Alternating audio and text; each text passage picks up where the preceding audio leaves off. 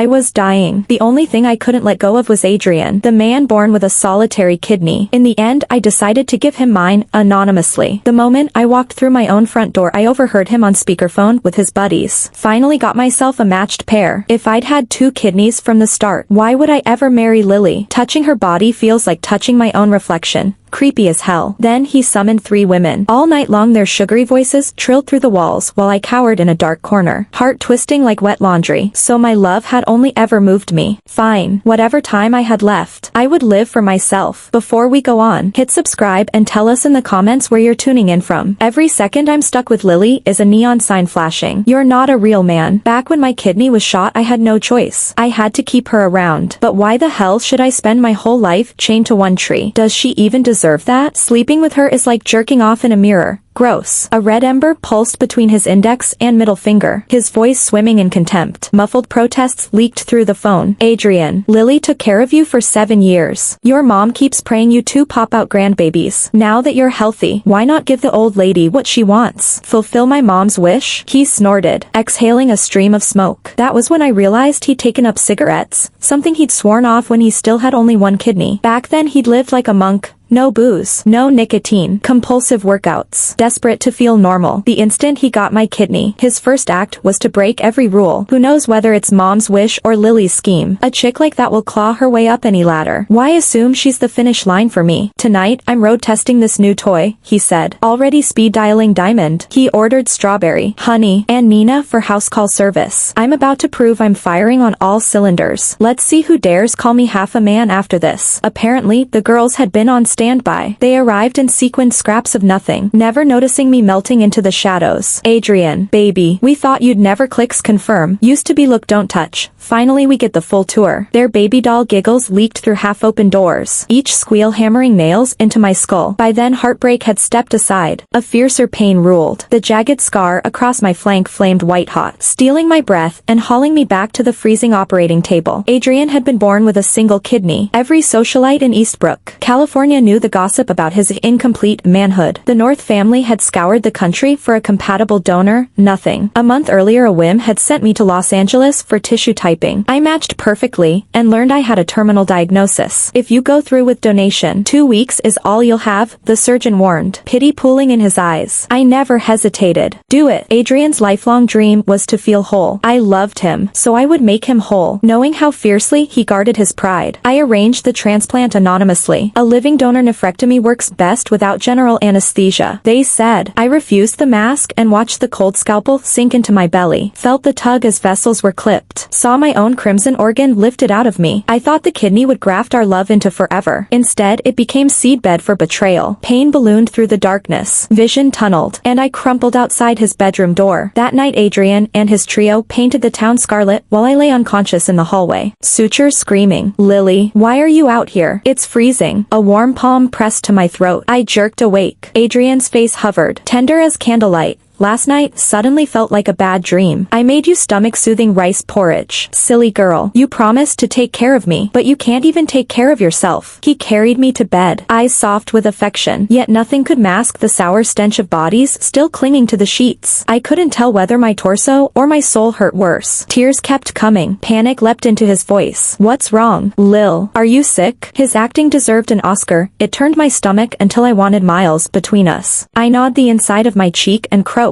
I'd like some more porridge. He hustled to the kitchen, perfect boyfriend mask in place. He didn't notice the long red scratches striping the back of his neck. All that outward devotion. Yet only hours earlier, he'd called me a used-up rag doll he'd finished playing with. The costume fit him flawlessly. When the porridge was ready, he shrugged into his coat, already halfway out the door. Board meeting tonight, don't wait up. I'll have the housekeeper drop off dinner. He left so fast, he skipped the lingering goodbye kiss he usually begged for. I watched the door click shut, then opened our couple's tracking app. His pin dropped instantly. Velvet. No mystery what a newly rekidneyed Adrian wanted there. A starving beast now. He stayed away an entire week, leaving me marooned in the echoing apartment. Our framed photo smiled down from the wall. His grin stabbed me like a splinter. I dragged a chair over to take it down, but my phone vibrated first. Mom calling. I picked up and heard raw terror cracking her voice. Lily, come to Los Angeles now. Daddy's been in a crash. Massive blood loss. My heart slammed to a halt. I was terminal. Days from death. And she still didn't know if she lost Dad too. A blade of grief twisted under my ribs. My legs buckled and I hit the hardwood. Head swimming. The doctors say if we can't find a blood donor within 3 hours, your father will. Her sentence dissolved into sobs. A chill invaded every limb in my body at once. I couldn't stop shaking. No. I had to find a blood donor and save my dad. I frantically scrolled through old contacts for any relative's number. And instead, I found Dad's last physical report. He had gone to Los Angeles for Adrian's compatibility test. We shared the same rare blood type, but the kidney wasn't a match. So the kidney transplant plan had simply been shelved. Now, all that mattered was Dad's life. Nothing else existed. While Adrian had been lost in those kinds of pleasures these past few days, I called him for the first time. I prayed, humbly, even if he didn't love me. Surely, for all the years our family had cared for him, he would help. As expected, not one call was answered. The room had underfloor heating, yet I felt locked inside an ice cellar. The only answer to my prayer was the cold mechanical voice of the voicemail. I refused to give up and kept dialing. After the 28th attempt, someone finally picked up. The instant it connected, endless hope flared in me. Adrian's gentle voice came through. Lily, what are you doing? Adrian, my dad's had a crash. He needs blood right away. Young Master North, isn't this even hotter? Phone sex. Anyone? A woman's low chuckle washed over me like a bucket of ice water. After 7 years with Adrian, I knew exactly what he was up to. Tears slid down before I could stop them. I bit back the heartbreak and forced the words out. Adrian, I'm begging you. Dad's in Los Angeles after the crash. He really needs a blood donor. No matter what you're busy with, could you just go to the hospital? Listening to the noises on the line, I felt my heart crack. I gripped the phone so hard my knuckles went white, terrified of missing a single syllable. Soon there was a rustle of clothes being pulled on. He really was coming to save Dad. Proof that the 7 years of love hadn't been wasted. Proof I hadn't traded the rest of my lifespan for nothing. Lily, I'm finally a normal man and you want to torture me like this. The moment I get a kidney you expect me to donate blood. You trying to kill me. Let me tell you, without that kidney I had no choice but to stick with you. Now I'm healthy. Dozens of women are waiting in line. Who the hell are you? Don't think I don't know you've got a special kink. Otherwise why would you ever want me? His roar crashed over me like a tidal wave, freezing my smile on my face. All the love I had poured out was in his eyes. Nothing but a fetish. No, Adrian, I really don't. I tried desperately to explain, but he cut me off. A sharp slap echoed as he struck something. Get dressed and crawl over here on your knees. That frigid woman bores me to death. I will never, ever touch that woman again. Afraid I'd spoil his fun, Adrian hung up briskly and blacklisted my number. I called his former friends. They passed my words along verbatim, and what came back was even crueler ridicule. Doesn't she know a night of pleasure is worth a fortune? Who does she think she is? Her old man's important. Am I not important? Every girl at the Velvet calls me daddy.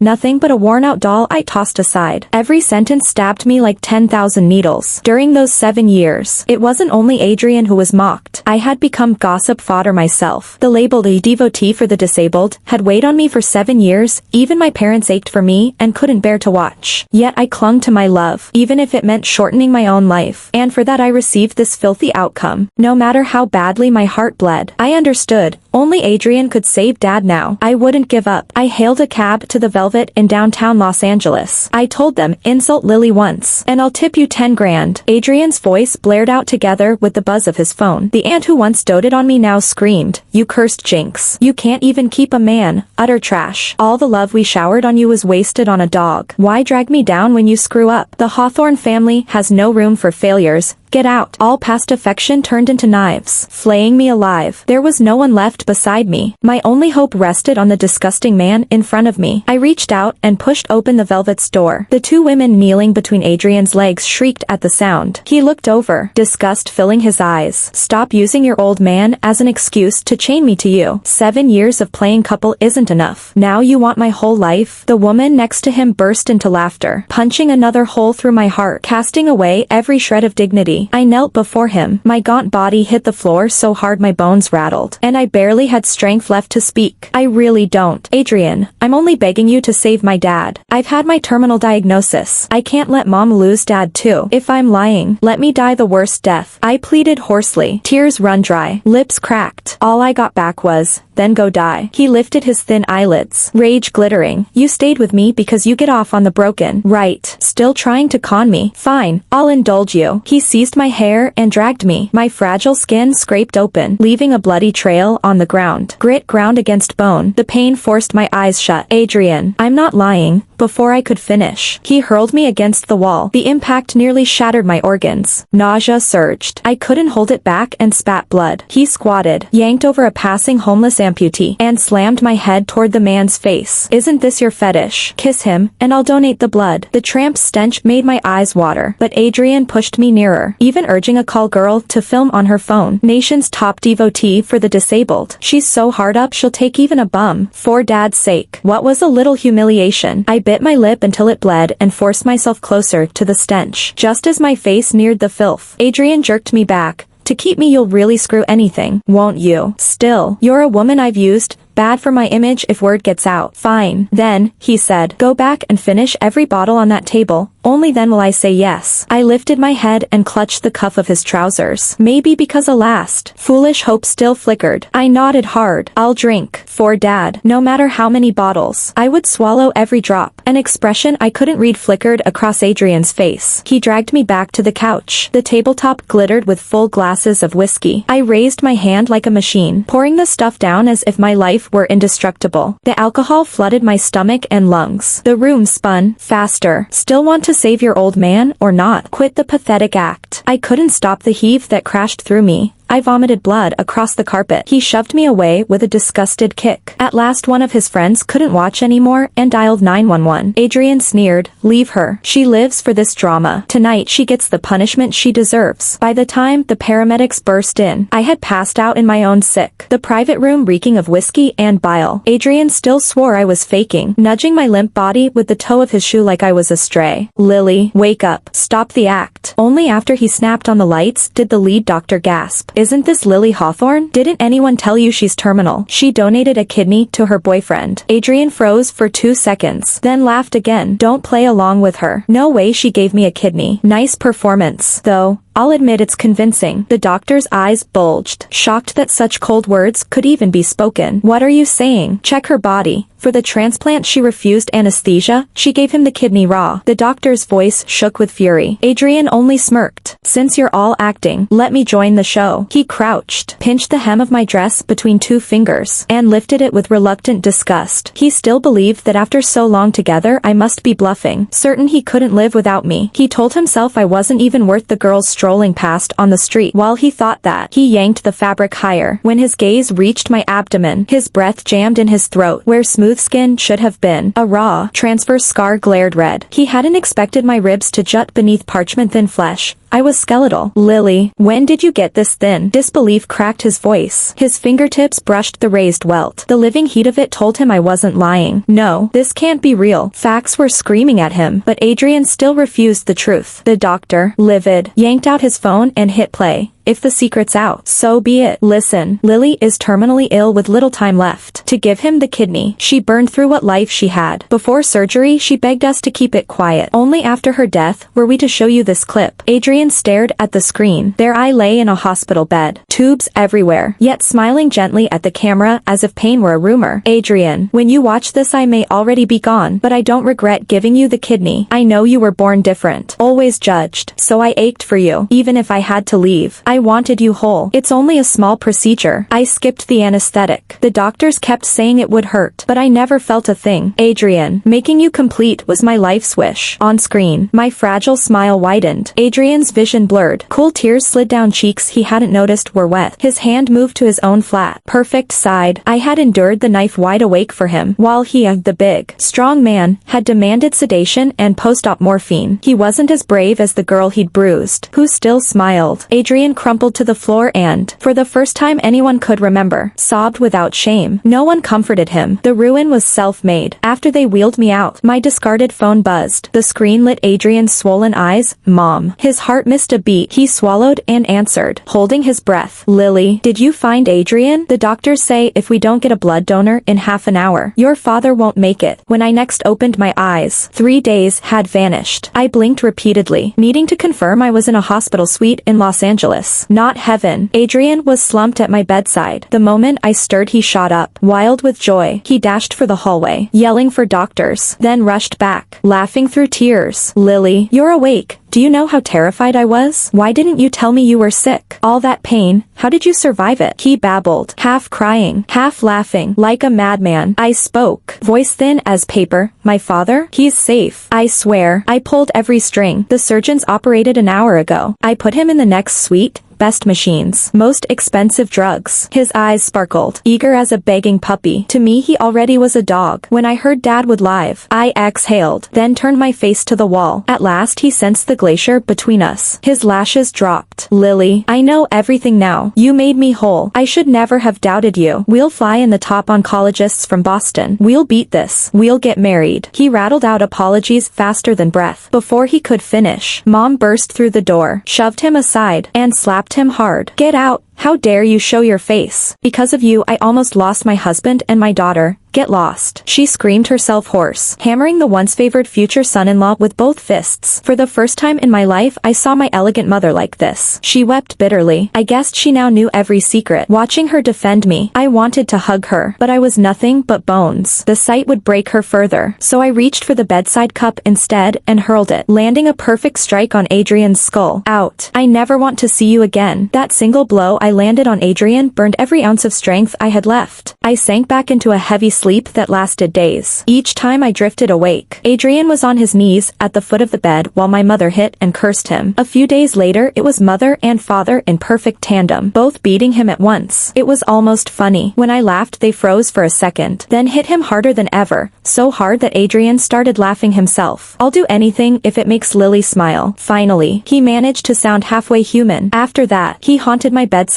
like a ghost. The tiniest twitch from me sent him into full alert. "Lily, what do you want to eat? I'll cook it. Whatever you want, I'll buy it." Months of chemo had left me paper thin. I choked on food several times, so weak I nearly suffocated. He looked stricken. "The North family poured fortunes into this hospital, and this is how you return her to me?" He screamed at the innocent doctors and nurses. To me, he looked absolutely unhinged. Did he think he lived in some imperial court, that we all had to follow his every decree? The attending physician kept his voice steady, swallowing his anger. "Lily is terminally ill with little time left. She donated a kidney to her boyfriend." Adrian refused to listen and bellowed insults right into the doctor's face. The racket disgusted me. I tried to grab the cup and hurl it at him again, but I didn't even have the strength to chew. How could I fight him? My hand lifted, wavered, then fell limp at my side. Terror seized him. He rushed to me. "Lily, Lily, what's wrong? Don't scare me like this." Snot and tears ran together, rare sights on his face. Before I got sick he couldn't spit a kind word. He practically wished me dead. Now he was pretending I was the love of his life. Disgusting. I turned my head away. The doctor sighed, heavy-hearted, and ushered Adrian outside. Snatches of their talk leaked in. "Lily has days, maybe hours. She'll need a feeding tube now. Multi-organ failure. The ventilators only postponing the inevitable." I heard Adrian's raw, useless roar. No, no, pathetic. Delayed devotion is worth less than weeds. Next morning Adrian showed up, his face so swollen he looked like a bruised melon. Once again the doctors told him I was living on borrowed time, that my missing kidney had sealed my fate. His eyes went blood red. He nearly crushed his phone. Citywide announcement, $1 million,